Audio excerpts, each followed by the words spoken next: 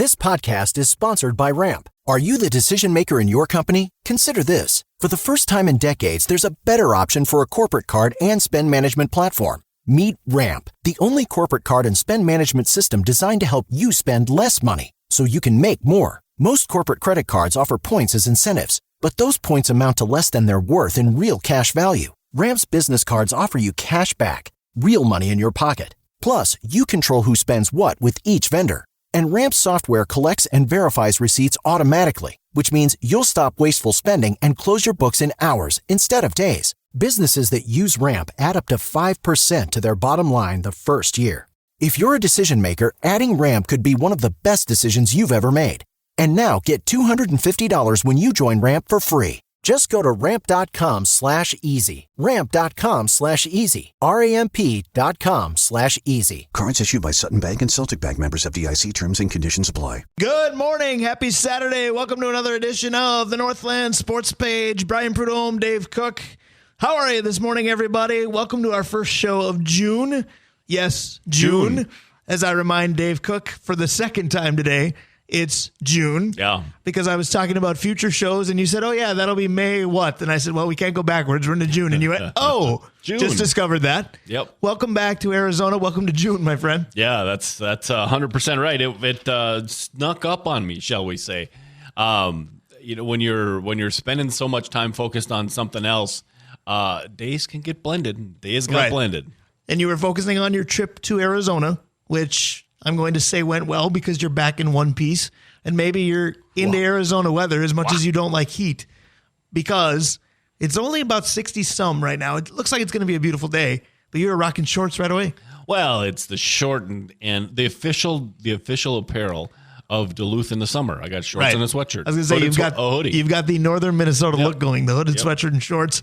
It is what it is, and I can't mock it because I walked a couple miles before the show this morning. Guess what I wore for my walk? A hooded sweatshirt and shorts. Yep, I remember back in the day working in retail and looking at some different styles and coming up with these things, and then people elsewhere in the country saying, why is it always hooded and shorts? And it's like, well, that's what we see every day. Right, and I find it comfortable. I mean, I know it looks strange, and especially doing the 2 miles this morning, probably ended up sweatier than I would have had I been a little smarter and gone into a T-shirt.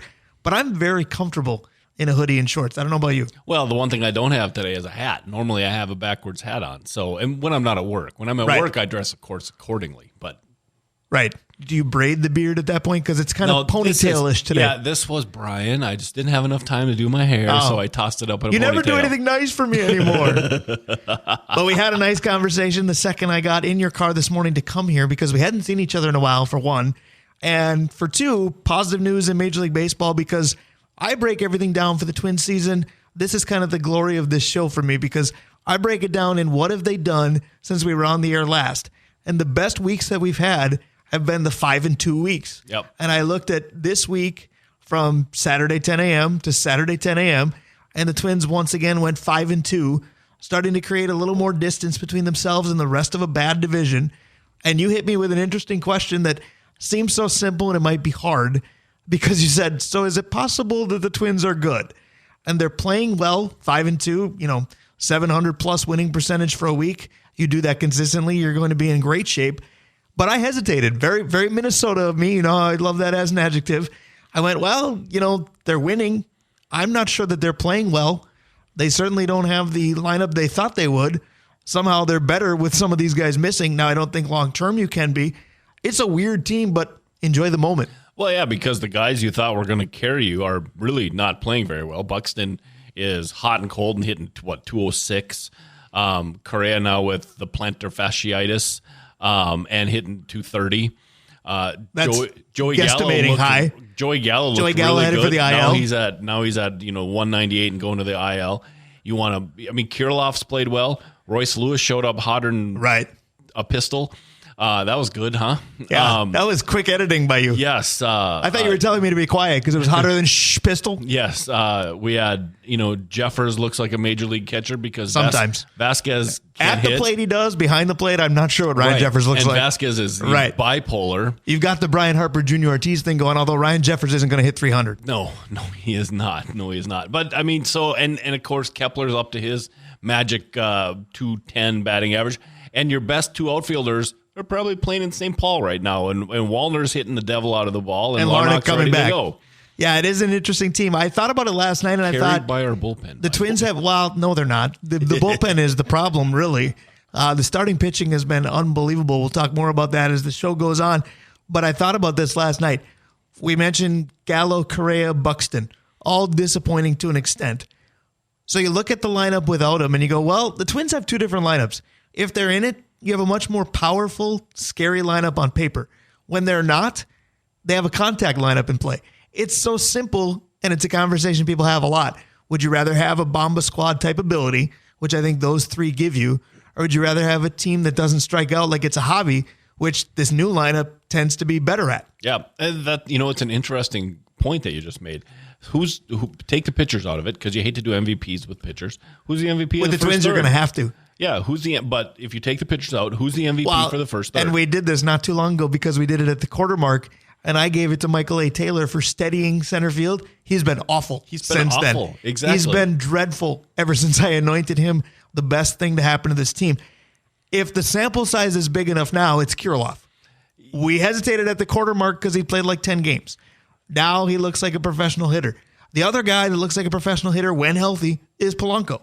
It's one of those two if you have to go to a position player. And yet Polanco's played, 15 games? Because RBI-wise, it could be Larnach, but Larnach got sent down for, again, striking out like a hobby. Exactly. Right. And so it's just fascinating that this team is winning because, obviously the division isn't good, but they're playing pretty well against good teams out of the division. Right. With Solano, who might be your Donovan MVP. Solano. How about Donnie Barrels? How about Willie Castro? Willie Castro, spoiler alert for buy or sell. Going to talk some Willie Castro today. He's been, we talk about steals of the draft. How about steals of why is this guy still out there? Because he was a regular for Detroit and then couldn't find a job. Well, we gave him one. We gave him several. Yeah. He might be, Kyle Farmer coming back from a nasty injury as a tough guy and producing when he came back. Maybe he's the guy. Obviously it's a pitcher, but this lineup, well, and that's harder because they're all good. Still winning. If you gave MVP and Cy Young like we did a couple weeks ago, it's not easy because the pitchers, they're all good. The hitters, they're all fairly poor in some regard. Yep. So it makes it a challenge. And the starters, for the most part, have been really good. And we're going to talk about building a pitcher and spoiler alert, our closer might be part of the... Our closer is filthy in every way, shape, or form. We're playing good against good teams, and it's tough you point at the division and you say, well, your division stinks, that's why. And it does. But they're playing, they're taking 2 out of 3 from this team. They're taking 2 out of 3 from that team, and those teams are all good. Well, you know what it is? For me, anyway, we're going to have Paul Allen in about an hour, and we're going to obviously have some Vikings talk because of that. June 1st in the NFL offseason is supposed to be a magical day. Well, again, newsflash to Dave Cook, June 1st is come and gone. But nothing really major happened, so it's just kind of the green light to, okay, things can happen, but nothing has as of yet. Now, watch your phone throughout the day today. Exactly, you never know right. when something might take place as we're on the air here because we're with you till noon on the Northland Sports page. But the reason I bring up the Vikings for this Twins conversation is the Twins are starting to remind me a lot of the Vikings. The Vikings historically have played well against good teams. You put them up against a bad team and you go, well, Minnesota's going to be the team that's going to blow this. You look at the winless Lions playing the Vikings and getting the win. We talk about playing up to a level and playing down to a level of competition. The other thing for the Twins that is Viking-esque right now is you think of Mike Zimmer's last year in one possession games, the Vikings were going to find a way to lose. The Twins have had moments, because Lord knows before this week they struggled in a big way, where if it was tight, they were going to find a way to lose. Lately, during this little mini 3-game win streak, there have been moments where you go, the game's hanging in the balance, wait for something to go wrong, and it hasn't. That's like Kevin O'Connell's first year. Well, yeah, agreed. If you think about, even like the Timberwolves this year, they went 0-12 against these bottom feeders. If they go 500, they're the 4 seed. So again, it's Minnesota as an adjective. When Minnesota it, things go awry. And now, and you're right. So look at O'Connell, and he pulled the right strings, and we're gonna find out if that's because he was just, the message was so different that it was well received, or if he's that guy. You know what I mean? We talk about sophomore slumps with players. Jose Miranda probably had the biggest because who knows when he's going to be back at the big league level. Although the way the Twins players are dropping like flies, tomorrow. It could be next week. Absolutely. That's the other thing. Because, Kevin O'Connell to Mike Zimmer, we talked about the culture was different. The results of one possession games are different. So those little changes made a difference in one season. I thought about this as the Twins closed out the Guardians 1-0 last night. I look at this season versus last, and granted, we didn't change leadership. We didn't change brass. We didn't go through the overhaul that the Vikings did.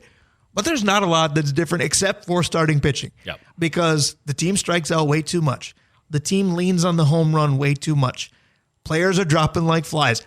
All of that was true in 2022.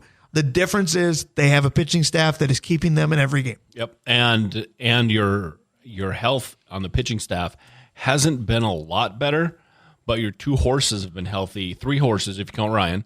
And then Bailey Ober is a major league pitcher. Right. Like he's gotten to that point now. And I don't think it's fair to say that this team got better because Malley and Maeda went down. No. But did we uncover the fact that Bailey Ober is certainly a major league pitcher? Louis Varland is kind of telling you, guess what? So am I. Yeah, so am I. No, I agree with you. I don't think we'll ever see Kenta Maeda start another game for the Twins. No, I think he'd be a perfect guy. Long reliever guy. Yep, I think he's in the bullpen. I don't know what they're going to do. Malley obviously is done. We still have Paddock coming back at some point in the future. But, do you? Well, but we own his. You should. We got his contract, and we want to extend it now. Yeah. You get injured, stick around for a while. That's exactly correct. So I think that we found that depth that we've been pining for, this regime, the pitching depth. I think maybe you're starting to see those people come up because Simeon Woods Richardson is coming. They drafted some kids who are starting to play too. So here's the question: we kind of made fun of Miranda coming up. When do you bring up the kid they drafted last year, Brooksley? Because he's raking right now too. It's going to be really interesting. The young prospects that this team got just torn to shreds, because it's the nicest way I can put it, for not being willing to part with them, because the Bomba squad needed one more piece or two to really make a run, and every other team wanted Lewis and or Kirilloff for that other piece. And the brass balked at it. And the fans, some of them, mutiny. I can't believe this franchise never wants to win. Okay, it's been a while since the Bomba squad, but Lewis and Kirilloff might be your 2 most dependable guys. Now, Royce's sample size is very small. But right now, knock on wood, you're getting the dividends to show for those 2 guys. Doesn't Royce feel like a guy that's going to step up to a situation? Looks like a leader for a young kid. Yeah, it feels like the situation's not too big for him. Kirilloff feels like the pro. You know what I mean? Like you said, he takes good at bats. He drives the ball. He's willing to do things that most people wouldn't in order to be a professional. But it seems like Lewis is the guy that when the lights are bright, that's when he comes through. And so, like you said, super small sample size. But it just kind of feels when there's money on the table and Lewis is up, you kind of think something's good's going to happen. It's been interesting because with the Twins right now, as we talk to you, winners of 3 straight, creating some distance in the division, it does feel like watching the Twins, something good is going to happen. Yeah. You rewind just a week or so, and it wasn't like that. They lose 2 out of 3 to the Giants, who are not wonderful but not terrible. They lose 2 out of 3 to the Blue Jays, who are a very good team in the wrong division because the American League East is loaded. And that was after the Twins bumbled their way through a West Coast road trip. So there were stretches of like 4-10, and then suddenly it's been righted for now. So for me, this Twins team... Yet they played the Astros really well. Correct. Won the season series against the Yankees, Astros, and fared fine against the Dodgers. Yeah. So it's been very strange. This team for me, and I love baseball, so I don't even know if I can use the term unwatchable, but at times this team for me is unwatchable and then entirely watchable, sometimes within the same hour. Yeah, you look at the lineup and you say, who'd really like this? Tom Kelly on a Sunday. This every day they're running out the Tom Kelly Sunday lineup, which was all the guys that don't play during the week. Right. And we're having to survive on those guys right now, and they're coming through. I was going to say, Rocco did that on Wednesday night, and was it suddenly the best thing that'll happen to this team? The lineup came out on Twitter, and we all went, what is this? I don't know that I'll even look at it. Right. They blow out Houston and been rolling ever since. Yeah. No, it just feels right now, and of course, baseball, you can't judge on a 5-day week because next 5 days, like you said, is going to be different. But it feels like things are kind of going the right direction. It certainly does. So again, is it watchable? Is it unwatchable? The answer sometimes is yes. But for me, baseball takes center stage, especially this time of year. Again, we're into June. It's June 3rd, and the NBA Finals and Stanley Cup Finals will be going. The Stanley Cup Finals finally get going tonight. The NBA Finals are 1 game in. It was not a very close game. Newsflash, by the way. But the reason for me that baseball takes center stage is because Minnesota's been long out of those other two things. No shot at the NBA Finals, no shot at the Stanley Cup Finals. But then there's the matchups we got.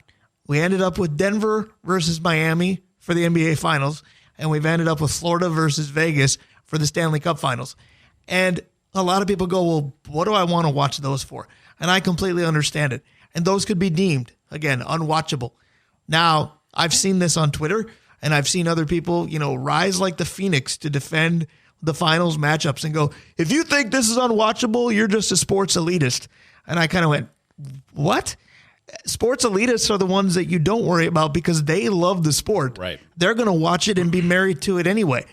The reason we're calling it unwatchable is because we're talking to average Joe walking the street going, did you see the game last night? With these teams, probably not. Right. The elitists will defend it. You're right, though. I mean, the NHL Stanley Cup, I'm a big hockey fan. Right. I want to watch Tkachuk. I mean, there's no... And you're going to pronounce the T. Good for you. There's no... Some of us want to watch Tkachuk, but Dave wants to watch whatever he wants. Go ahead. I mean, Vegas is, as I've said, Vegas to me is the worst uniforms in pro sports. That's kind of it. I mean, I'm glad they do look Eichel. like bad practice jerseys, don't they? I'm a fan of Eichel, so congratulations for him because he was stuck in purgatory forever, and then he got hurt. Right.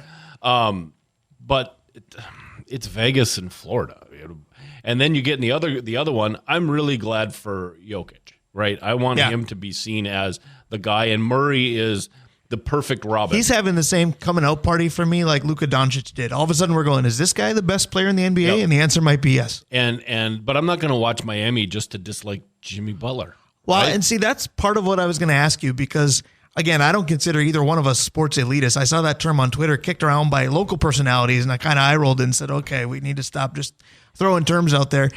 I don't think anybody's truly an elitist. Either you're interested or you're not. And my point is these matchups are difficult to rein people into the interested category. Yep. But that's part of what I was going to ask you. Are you interested if you have an investment either for a team or against a team? Because that's kind of what I want to do for the next 10, 15 minutes for the opening topic today is what makes something watchable or unwatchable. And then even further, what looked unwatchable on paper in a championship matchup that you watched anyway. Because I look at this and I go, well, Dave will watch this because he wants to make sure Jimmy loses. Well, I stand corrected because you just said the reverse. Because I think about all the times in my life that the Vikings have either not been in or eliminated from the playoff picture. You bet your you know what that I'm sitting down in front of the TV if the Packers are still alive, cheering for whoever they're playing. And then the minute they're done, I distance myself a little bit. Now, is that an indictment on me? Maybe. Mm-hmm. But I'm saying people are more interested if a team they like is in it, like I was on Monday before the Celtics embarrassed themselves, or a team they hate is in it, like you have with the Heat. Yeah, so I get what you're saying. Because my dislike of Jimmy Butler is at the point where it is, I'm not going to watch it. I'm not going to watch it because if he does well, I'm not going to be happy. And if he does poorly, I can see that in the stats page, right? What I don't want to do is watch him go off. Right. And so I'm not. Well, and that's, again, kind of what I wondered. Is the villainous nature of something good enough? And your answer is no, and I understand that. And I think I'm kind of with you. Now, I love basketball enough that I'll do more than a passing glance at it. Now, it will depend on, I would rather, and judge me accordingly, I would rather watch the Minnesota Twins play a game on June 3rd, and it'll be easy because the NBA Finals don't play tonight. But even if you want to switch it over to the Stanley Cup Finals, I would rather watch a team that I'm 100% invested in play something at the 1/3 point of their season than watch the championship in either of these two sports. But that's me, and that's the Minnesota in me. But I think you're right. Do I want Denver to win? Yes. Mm-hmm. If Denver doesn't win, am I going to be beside myself? No. Correct. And that might be the difference. If the Packers win another Super Bowl in my lifetime, which they probably will at some point, I'm not going to be happy. The villain thing for me only goes so far. I don't lose sleep over other teams. Yeah, I agree with that, Brian. And I want to make sure that everybody understands that I love these two sports, right? I just don't have any time for the one team. And I hope Denver wins, but the Nuggets really don't do anything for me. Well, and I wonder if that's part of the problem. It's the fact that strong opinions on one side or the other for any of these four teams are very hard to come by. Yeah. Do I hate Vegas? No. Because if I think about the city, I want to go back. It's been too long. I love everything about Vegas in that sense. Do I like their hockey team? No. Am I jealous of their immediate success? Because my favorite team came into existence not that long ago. You bet your bottom dollar I'm jealous of their success. Do I love the Florida Panthers? No. Kind of forgot about them until this run. Do I hate them? No. Kind of forgot about them before this run. Correct. Denver Nuggets, cool market. Denver does a great job of supporting its teams. When it comes to their teams, the Nuggets is usually the one I forget too. Yeah, I agree. Do I hate the Heat? Only because you told me to. They beat my favorite team last week. I still don't hate the Heat. Jimmy wins this? Cool, whatever. I actually like a bunch of the players on the Heat. You know who I like? Never cheer for them. You know who I like? Their coach. Oh, yeah, their coaches. Because Eric Spoelstra has been given no credit for most of his coaching life because he had Bosch, Wade, and that LeBron guy. And he had, Wade and Shaq prior to that. He's had loaded teams. This team is far from loaded. This is Jimmy Butler, and who the heck is that guy? Yeah, it's Jimmy, Bam, and everybody else. Right. But so Spoelstra is a Hall of Fame coach because look at the personalities he's had to coach. Correct. Like LeBron. He's the anti-Del Harris for me. Remember when Del Harris got handed the loaded Lakers team and could do nothing with him, and they went, okay, bring Phil in here, and they got it done. Yeah, I mean, the difference between Jimmy and LeBron and Wade and, like you said, Shaq at the end of his career, goodness gracious. And yet Spoelstra's, he's like Popovich that way. Popovich has had to wind his way through everything from Kawhi to David Robinson and everything in between, and all he does is win. So I think the question becomes not if these championship matchups are unwatchable, because I don't think that's true, but it's will you give yourself the time or make time to watch it? Because that's the other side of the coin. You and I are going to talk now for, again, about 8-10 minutes about some of the championship matchups that we either said, this is going to be horrible, I'm not going to try, or this is probably going to be horrible, but I'm going to try it, and we were pleasantly surprised. Sport by sport, there's plenty to discuss. Well, I want to start with the one we talked about as it was going on, because I'm a college football guy, right? Yeah. I love college football. Right.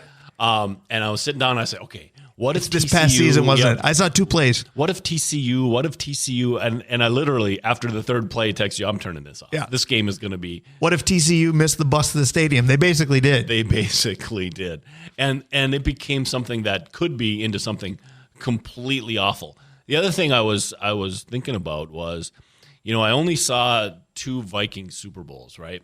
It's 2 more than me. Congratulations. But they also felt unwatchable. Yeah. Because it just, at some point, granted, I was young, right? But at some point it felt like, well, this team that I'm supposed to like doesn't have a chance. It just feels bad. Well, and then the difference for me being 11 years younger than you, and we're going to spotlight that musically here today as well. We'll get to that in a moment. But again, I have seen none. I have seen NFC Championship, heartbreak. And the Super Bowls that followed that deemed unwatchable for me. But that was personal because we talked about Denver because of the Nuggets. I think of the Broncos when it comes to Super Bowls. And before John Elway figured out how to win a couple, all the teams he brought there were terrible. Yep. So most of the Super Bowls they were in, it was quickly unwatchable. But even one of the ones he won, because he beat the Atlanta Falcons, who bumped off the Vikings, not only was I bitter, but we all knew that Atlanta wasn't a very good team. That was a terrible Super Bowl. Yeah, and that's one of those that the Vikings, I think if they come through it, they would have blown now, that. The other one Elway won, if you ask me what my favorite Super Bowl is, having not seen my favorite team in one, John Elway's helicopter run came against Green Bay. That was the best. Yeah, that was pretty good, wasn't it? The Super Bowl that was tough for me is, and again, this is an older one.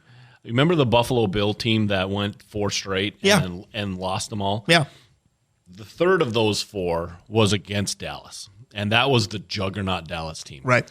And going into it, it felt like, well, Buffalo's going to get their butts kicked this time because that team, and sure enough, Dallas ran them off the, boat raced them, as they say. And, that game was unwatchable. Similar to the Seattle-Denver game when Peyton Manning that was terrible. Right, but that's kind of how it felt. It was like, okay, this Super Bowl, if something magic happens for Denver because of Peyton Manning, okay, but this feels like Peyton Manning's going to get killed. Right. The other one for me, and I brought it up before the show with you, that I thought was terrible, and I was not big on this team, and you'll be happy because you've never been big on this team, when the Niners faced San Diego, and it was Stan Humphries in San Diego against the Niners, Junior Seau, etc. I wanted San Diego to win that game. I wanted the upset. I knew how big of an upset that was going to be. it didn't come anywhere near. Yeah, no, there's a number of Super Bowls like that. And frankly, the Atlanta-New England game, when Atlanta was up big and then they gave New England life when Brady scored with like 2 seconds left in the first half, and you just knew, right? You didn't even need to watch the second half. You knew what was going to happen. They gave a team they should have put their, what is it, put your hand on their throat or whatever. They didn't, and New England in the second half, it was unwatchable. What about ones that are near and dear to us because of where we live and who we root for? And even though in one of these you rooted probably for the other team because I'm staring at your sweatshirt, but you think of the World Series, and the Twins and Braves played the best World Series ever for me, period. Now, it helps that my favorite team won. But I'm thinking the nation looked at all this worst to first stuff and thought, I don't want to watch either of these two teams. And then in 87, you think about the Twins dismantled a very good Tigers team. America probably wanted Detroit in that World Series. St. Louis bumped off a San Francisco Giants team that was very good. Yep. America probably wanted the Giants in that World Series. Twins Cardinals, another great series that went 7. Maybe not great because the games weren't really all that close and the home teams won. But that probably looked bad to most of the country. It's near and dear to Minnesota. Yeah, no, I agree with that one. I think that, the networks probably went, oh, no. And that's kind of what we're saying here with the unwatchable theory. We love sports enough that will we do more than a passing glance at both the Stanley Cup Finals and the NBA Finals? Probably yes. And I love the fact that this show allows me to have that as an excuse. My wife will go by and go, you're watching another game? And I'll be able to say, hey, I'm doing homework. I got to be able to talk about it by Saturday. I can't not know. So it's a bit of a ha-ha excuse. But again, you think about the networks going, there's a lot of money invested in this that we're not going to get back. Oh, my gosh. How about, in the NHL thing, the contracts are always a little squirrely.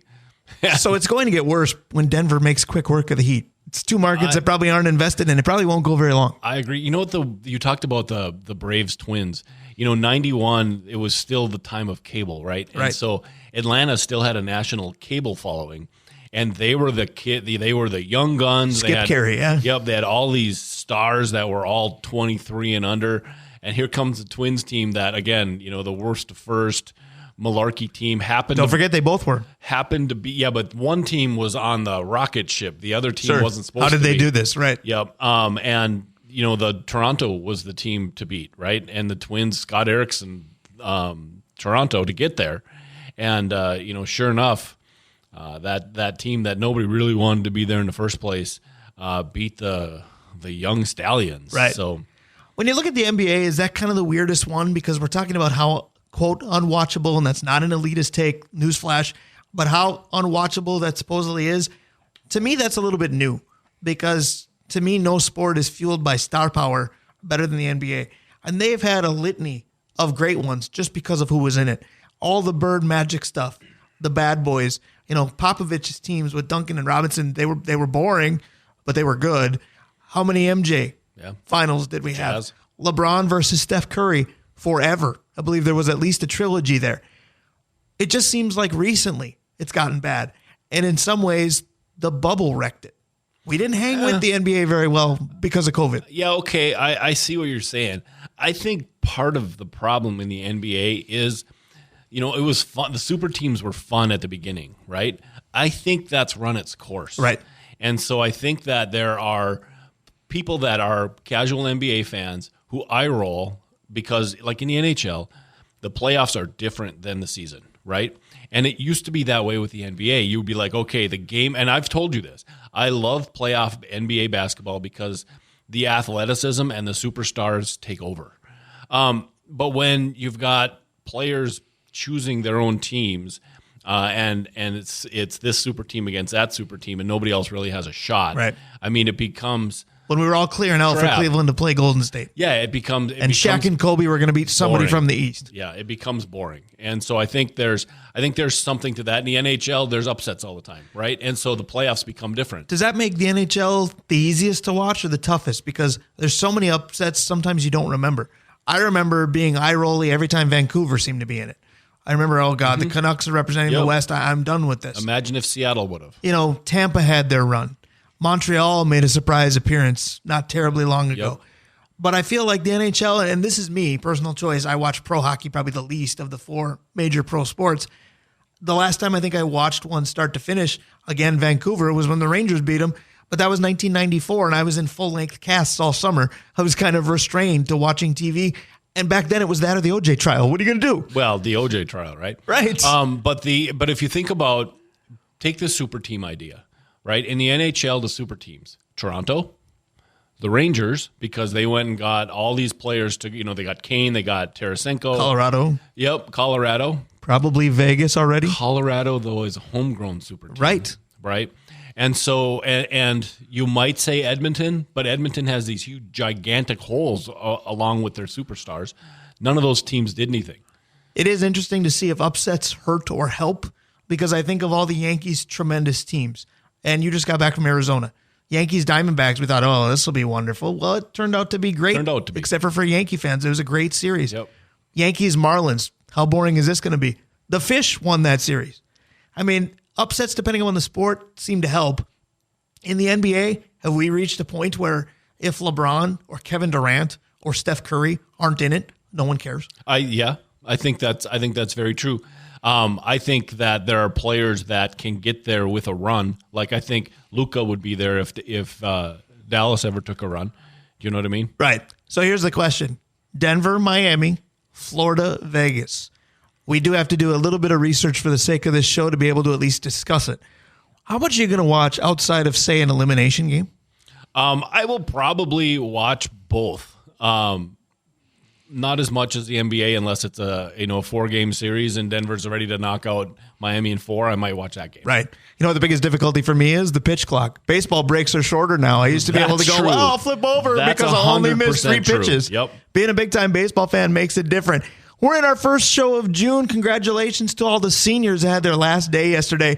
Little musical fun today based on that senior year.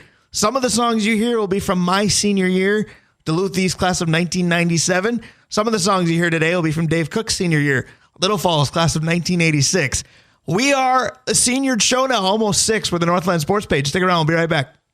Hey guys, time to get in on the action for the biggest moments in basketball with Prize Picks, America's #1 fantasy sports app. Just select 2 or more players, pick more or less on their projections, place your entry, and win up to 100 times your money. Right now, Prize Picks will match your first deposit of up to $100. Just download the Prize Picks app and use the code GET100. That's code GET100 on Prize Picks for a first deposit match of up to $100. Prize Picks. Pick more. Pick less. It's that easy. We'll sure try our best to be anything you need. Back on the Northland Sports page, Brian Prudhomme, Dave Cook, little sledgehammer from Peter Gabriel. Gabriel. That would be my year.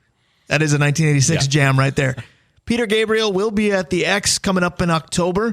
My wife and I debated getting tickets to that one. We settled on Aerosmith in November instead. But that's part of it for me. I'm an old soul. I know I'm physically old to some people too. I'm 44. And my knees are about 84. So if you add it up, divide by 2, I figure I'm about 64. But as we went through these musical selections, 97 for me, 86 for you in the year, how many times did I tell you, I really like your music better? Yeah, more than once. And I kept saying, boy, I wish I was doing 87 instead of 86. Yeah. But the music choices it's interesting to see how music has progressed just from our conversations this morning. Like 1986 is the official music year of the really, really long intros. Yes. Like we were trying to figure out what song we could just jump right into. And it was like, how about this one? And it's like, no, there's a good minute and a half of synthesizer.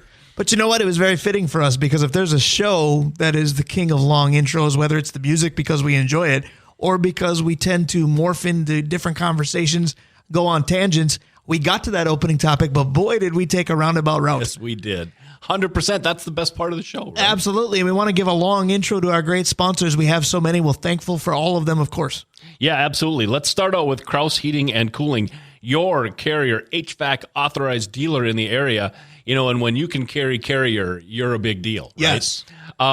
Advantage Emblem and Screen Printing, Sammy's Pizza, the Blackwoods Group, Avenue 45, Mount Royal Bottle Shop, Stewart's Bike Sports and Trophies, Famous Dave's, Kohler Toyota and Kohler Hyundai, Hoops Brewing, OAR Holdings, Justin May at Messina and Associates, and the original Arola Architecture Studio.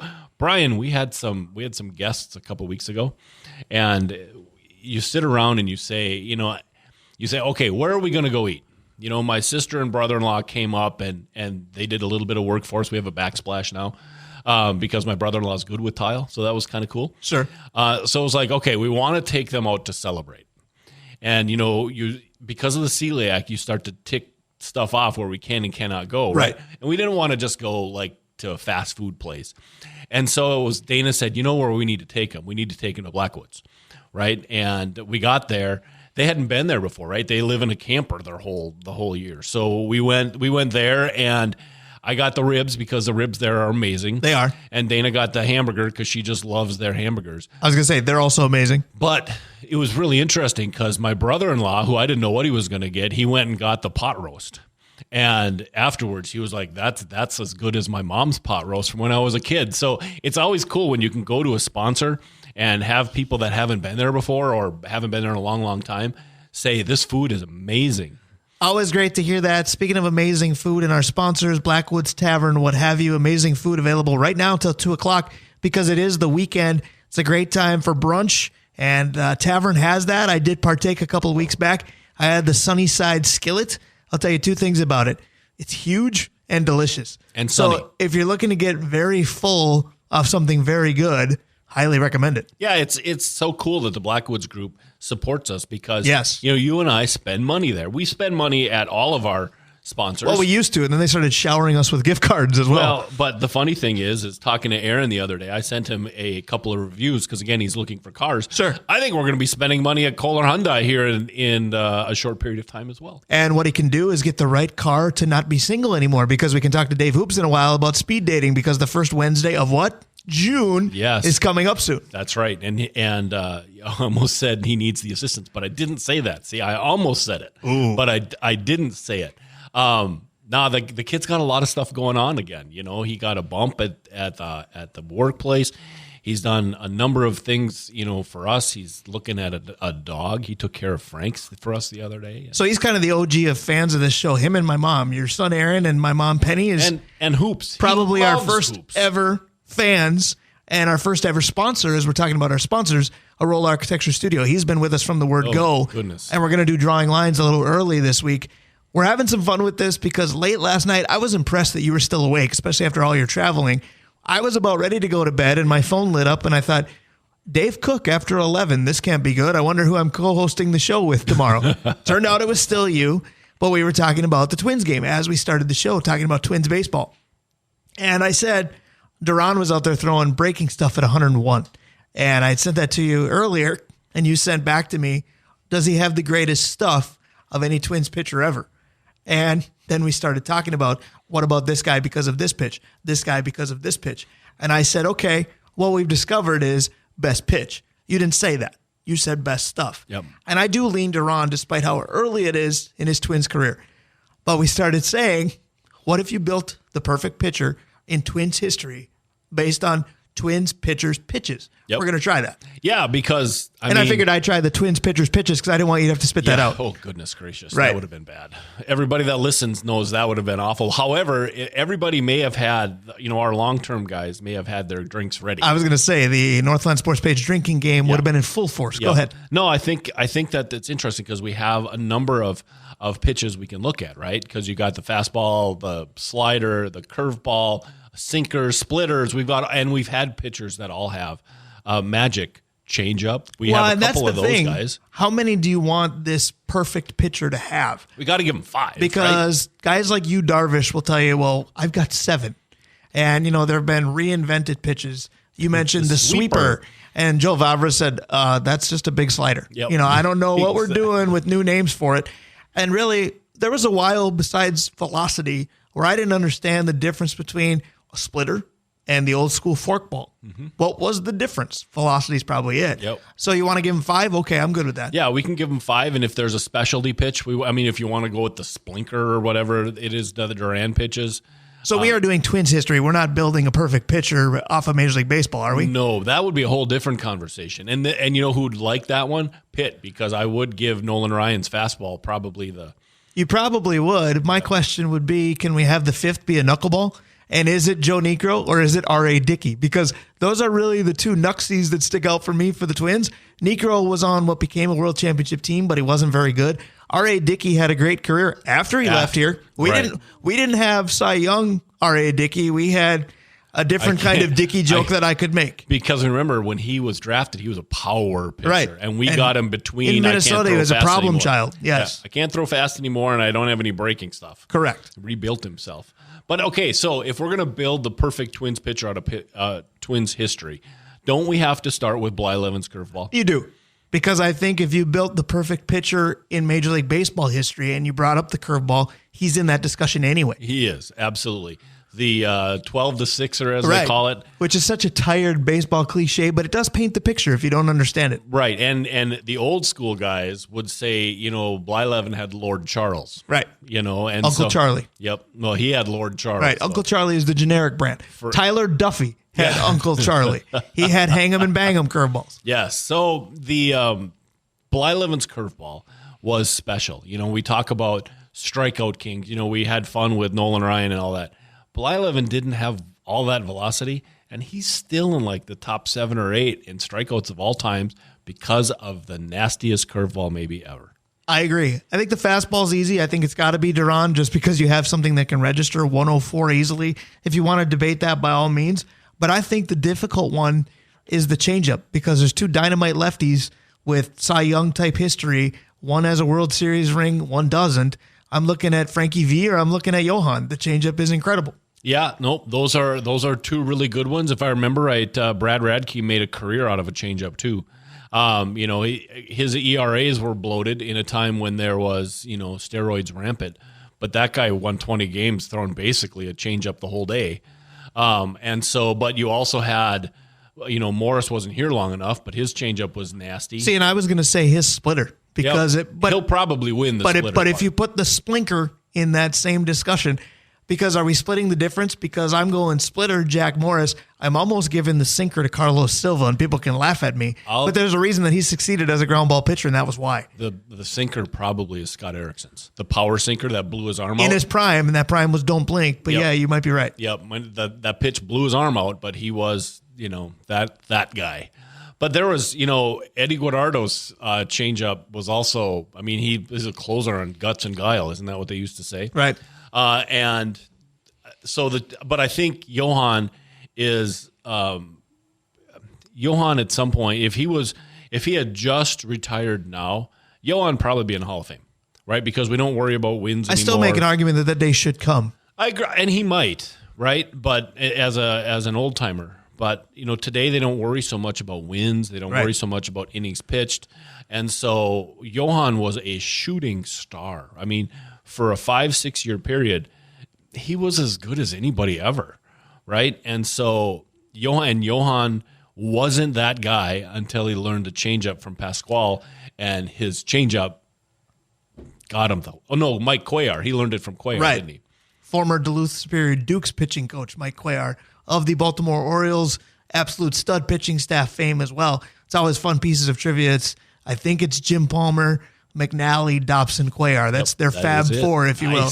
That's one that I always try to get, especially because I had one of them on a bus throughout the Northern League telling me stories about all the other 3. And we'd walk into the Dukes clubhouse sometimes, and back when ESPN Classic was in regular channel rotation, people would say, "Where's Mike? Where's Mike?" He's watching an old game of his in the clubhouse. He'll be out later. And then he would remember pitch by pitch. We always, fascinate ourselves with when a starter can remember a bad pitch he threw in the 5th inning after the game. When you throw so many, that seems interesting.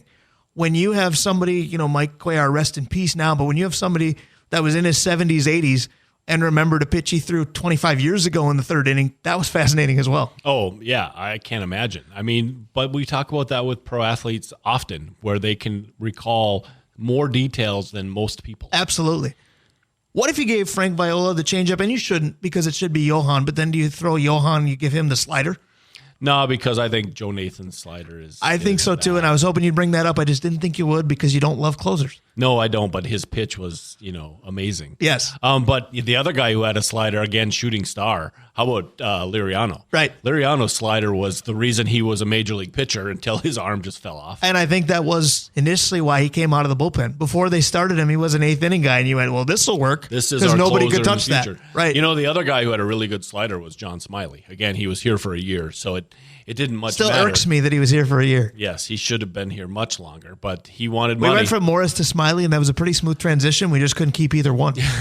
Exactly right. But you know who else had a really good slider was Jeff Reardon. And the thing about Jeff Reardon is he's the guy that came in and gave the Twins the confidence to win, right? Because Ron Davis was the other guy. You know what his greatest pitch was? The batting practice fastball. I was going to say the wiffle ball. Yeah.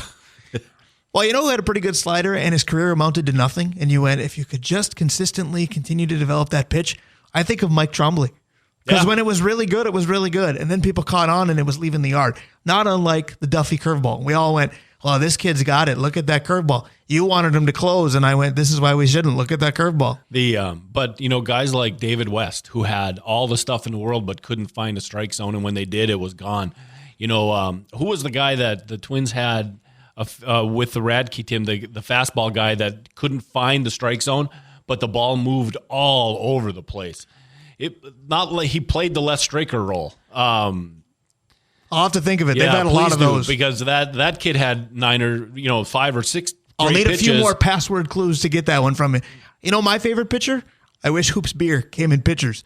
He's next. We'll be right back. This is the Northland Sports Page. Brian Prudhomme, Dave Cook. We drew some lines. We created a pitcher. I'll tell you what, the Twins have created about 7 good starters this year. Using 5 at a time. They've all did all right. Drawing lines. You just threw me a lifeline. Thank you, Brian. I did. Trying to save you as best I can. Yes. Save the show. We're still here till noon. Stick around. We'll be right back. Hey guys, time to get in on the action for the biggest moments in basketball with Prize Picks, America's #1 fantasy sports app. Just select 2 or more players. Pick more or less on their projections, place your entry, and win up to 100 times your money. Right now, Prize Picks will match your first deposit of up to $100. Just download the Prize Picks app and use the code GET100. That's code GET100 on Prize Picks for a first deposit match of up to $100. Prize Picks. Pick more. Pick less. It's that easy. Back on the Northland Sports Page, absolutely. It's a party all the time here in the studio down at the Holiday Center downtown Duluth. Brian Prudhomme, Dave Cook having some fun. Again, congratulations to all the seniors who had their last day yesterday. So again, the method to our madness behind the music selections today, they are either from Dave Cook's class of 1986 or my class of 1997, and I will fully admit that so far the musical edge in a big way goes to Dave Cook, even though I will contend that Eddie Murphy's best albums might have been Raw and Delirious, right? Comedy albums, but Party All the Time works too. And I'll tell you what, we're going to Hoops Brewing, Dave Hoops, in just a moment. I want to party all the time there because I went to grad parties there last weekend. That was the method to the madness. And it was completely awesome.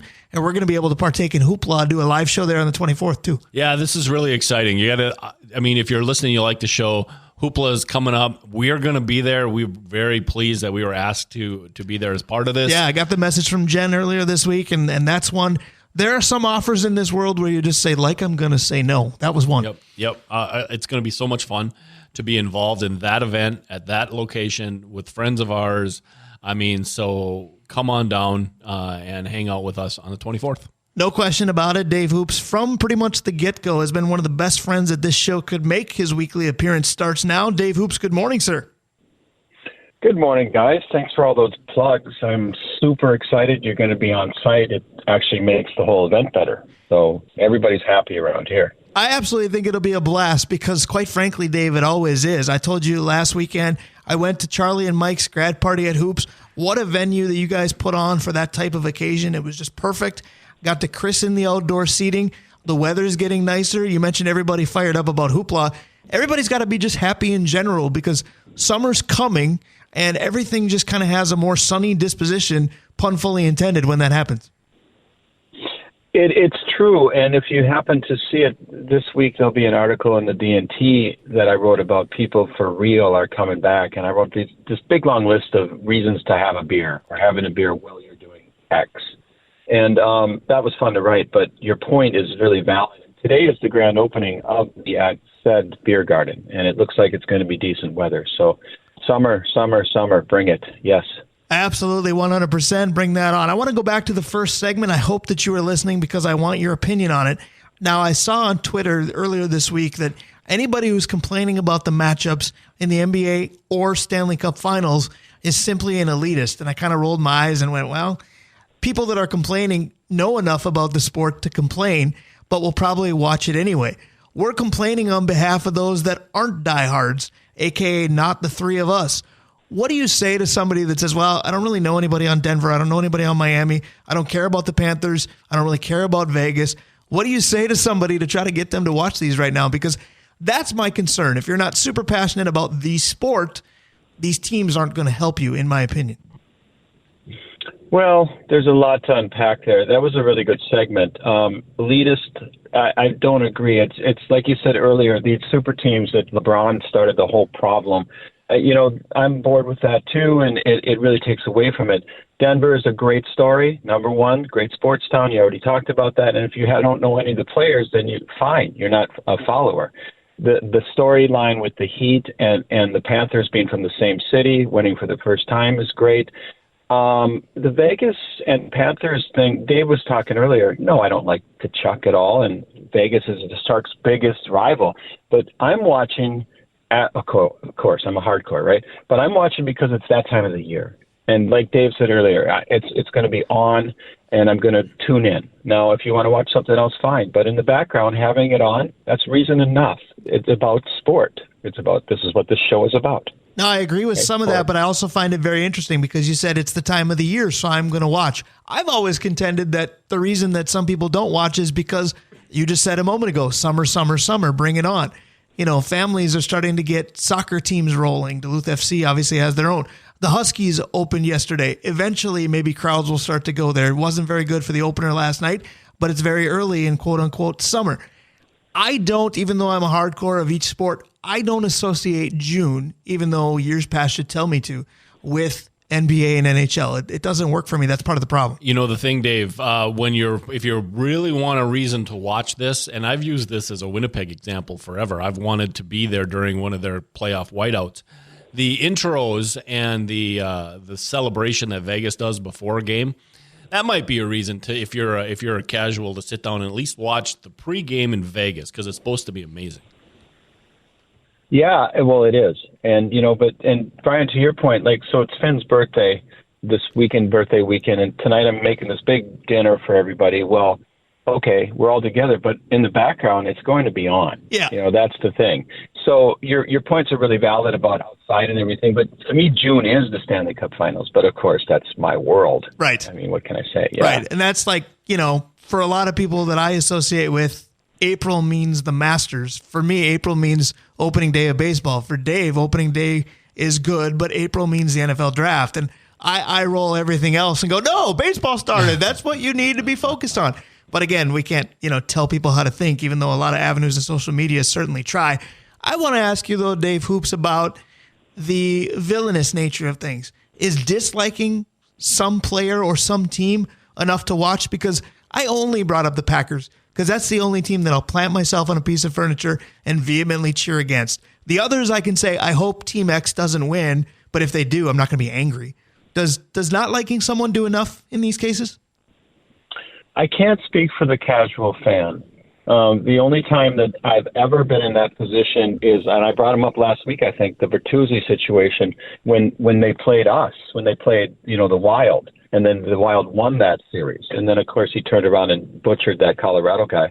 Wanting him to have something bad happen to him was a reason to watch if he was on, but I can't say that for regular players. That's a villain. Not at all, really. There's a lot of players I don't like. I don't like LeBron much, but you have to watch LeBron because he's amazing, that kind of thing.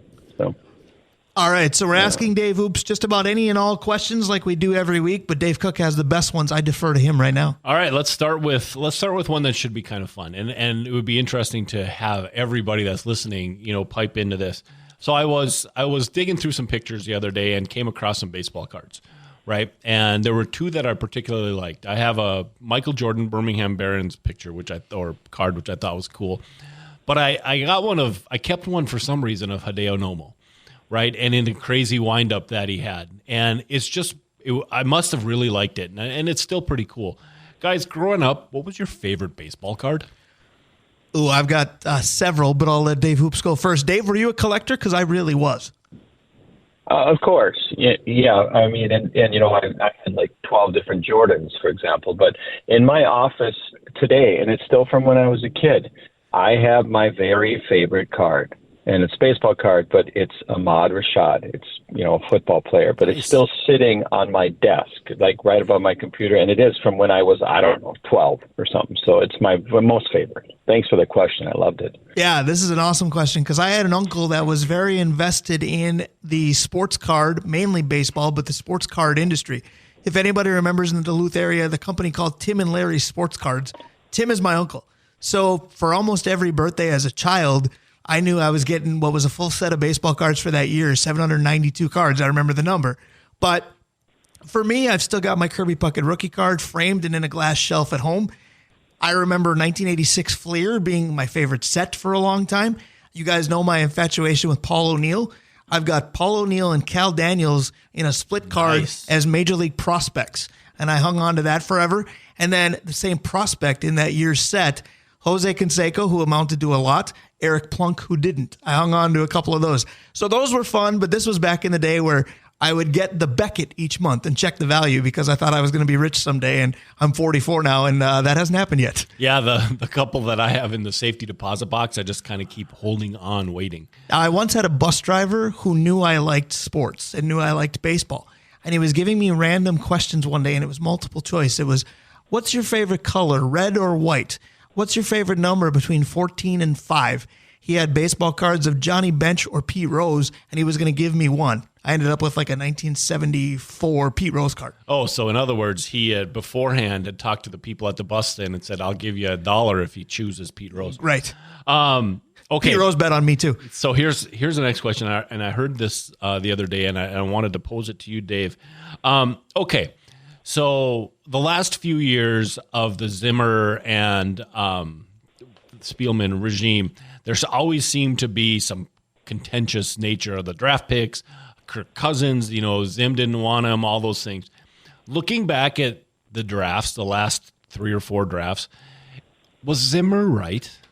Look at the guys that they drafted and that made it or didn't make it. Was Zimmer right about these players that he kept saying, don't draft this guy, don't draft that guy? Go ahead, we Dave. take a shot at Zimmer all the time when it comes to this. Go ahead, Dave. To a point, I think he was. And I don't much really like giving him. Well, he deserves that.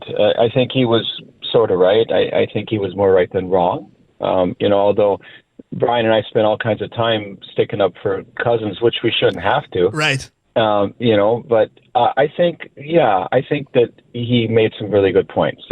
I'll go that far. How about that? I would agree with that. I don't think it's worth, piling on Mike Zimmer in the negative, even if this team continues to grow and succeed post him. I don't think there's any doubt that he had wisdom and a fair amount of talent evaluation strength to him. But I also think in game, life was passing him by. So agreed. He was correct on a lot of things. Was he correct enough to save a job? I know that's not the question. But no. I just wonder at some point, would he have been better off drafting and scouting? Because look at what he said about... I agree with you because my take is this, and this is going to sound a little bit soft, but does he know how to evaluate a person? Resounding yes. Does he know how to treat a person? Sounded like resounding no by the time he left. Right. So the final question, I just got back from Arizona and had some interesting components of my trip. Gentlemen, I wanted to ask you a question about what, in your mind, makes a good airline trip, makes a good plane trip. How short can it be? That's not my answer, but Dave Hoops, go ahead. That's a great question. So I've got a few to that one. So I just went to France last month and helped Daisy out, and I don't love to fly. I'll start with that. But what I learned is I always know I spend the money for Comfort Plus, which is a little bit more, but it's further up in the airplane, and I always put myself on a window. Those two things, being able to look outside and being closer to the front, seem to relax me. And then a bunch of good movies. I mean, that's really the deal, just to make the time go by, and no turbulence. Let's go with those things. Those are all good. Speaking of making the time go by, we're a little up against it for time, so I'll give a shorter answer. But not just that, but Dave Hoops made it really easy for me because I know you can't see us, Dave, because radio's not a visual medium, but I wish you could have seen the amount of head nodding and lip syncing me too to everything that you said, because I don't do the window, I do the aisle, because I like to feel like if I need to get out, I can, because it's harder for me to climb over somebody. But the rest of it is absolutely correct. Comfort Plus, done it many times. It's a must. Good movie selection. You blink and suddenly a flight is over. I remember coming home from Las Vegas once, and we were landing about 15 minutes before a movie I hadn't seen was going to end. Only time in my life I've been upset that the flight was over because I wanted to see how the movie ended, but that does make it easy. Dave Hoops, we're going to talk to you a little bit about the brewery because Dave Cook is kicked back, and that tells me he's out of questions for today, which is fine because we were up against it for time. But I do want to talk a little bit about the brewery. You've got the grand opening of the Biergarten. I have to tell you, I tried the Mexican lager last weekend. I hadn't yet. What the heck did I wait for? That is delicious, my friend. Oh, thank you so much. The secret there is we zest a whole bunch of lemons and lime, and there you go. There's the secret. So thank you for that. I'm very excited because tomorrow is Mr. Hoops' 21st birthday, and his beer is on tap, Finn's Finest, number 21. I've brewed it 21 times. I'll be bringing him in there so he can purchase one officially. The Strawberry Half is back on tap, and it's really quite nice. We have 5 wheat beers on right now. I know I keep babbling about warm weather. There you go. Nothing wrong with that. Go ahead. Yeah, and you plugged everything else really good. And I also want to say I'm going to my favorite place. I'm going to the beach. I'll be broadcasting from Carolina next week with you guys, so that'll be really cool. Beautiful. I'm going to meet Daisy there. Yeah. So we've got a lot to look forward to this month with culminating in Hoopla right on top of the 4th of July. So it's all good. It is absolutely going to be awesome. We'll have to talk a little French Open next week as well, because I wondered for a guy that's been in Paris recently, if you timed that a little off. We don't have time to talk about it today, but Roland Garros should have been on your list, my friend. I think that would have been neat. But it's always neat to talk to you. Another fun segment today. Happy birthday to Finn. Let's talk again in about a week when you're in sunny Carolina. That'll be great. And yes, let's talk Paris for sure. Thanks, guys. Thanks, you Dave. as well. That's our guy, Dave Hoops at Hoops Brewing. Go on down. The outdoor seating is open. Had a great time there last weekend with the soft opening. It's the grand opening this weekend. Go and enjoy it. Lots of good beer. All the bachelors, bachelorettes out there too. Wednesday. It's the first Wednesday of June. Go ahead and check it out. It'll be a good reason to do some speed dating. Obviously, it doesn't take a lot of time. Speaking of time, we're up against it. Paul Allen is next. 1 hour is done. 1 hour to go. Stick around. We'll be right back. Denim is in demand at Plato's Closet in West Ashley and North Charleston. Get cash on the spot for everything denim. Bring in your trendy and classic styles of gently used name brand denim. Get paid for your denim shorts, skirts, jackets, jeans, and more. We're looking for denim that is blue, black, or a bold color, and jeans in styles like mom jeans, bootcut, baggy, flared, and ripped. We want everything denim. Sell your denim for cash at Plato's Closet today. Plato's Closet, located in West Ashley on Sam Rittenberg Boulevard and North Charleston on Rivers Avenue.